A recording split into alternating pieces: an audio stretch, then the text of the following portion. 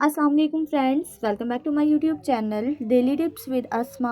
आज की इस वीडियो में हम आपको बताएंगे लारेब नाम के बारे में अनोखी और दिलचस्प मालूमात। लारेब नाम का शुमार लड़कियों के नामों में होता है। लारेब एक इस्लामी नाम है।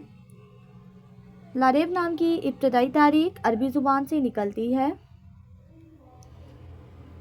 लारेब नाम की लड़कियों के लिए खुशकिस्मत नंबर 7 माना जाता है। माहिरीन के मुताबिक लारेब नाम की लड़कियां बहुत खूबसूरत होती हैं। लारेब नाम का मतलब है बिलाशुबा या यकीनन। लारेब नाम की लड़कियों के लिए खुशकिस्मत दिनों में एतवार और मंगल का दिन शामिल है। लारेब नाम के अफराद के लिए मुवाफिक रंगों में सुर्ख, जंगनुमा और हल्का सब्ज रंग शामिल है। लारेब नाम के अफराद के लिए मुवाफिक पत्थरों में पुखराज पत्थर शामिल है। खुशकिस्मती वाली धातुओं में हिंसों के हिसाब से तांबा शामिल है। फ्रेंड्स, अगर आप अपने नाम का मतलब जानना चाहते हैं तो कमेंट बॉक्स में अपना नाम लिखें। इंशाल्लाह हम आपके नाम की वीडियो ज़रूर बनाएंगे। Thanks for watching. अल्लाह हाफिज़।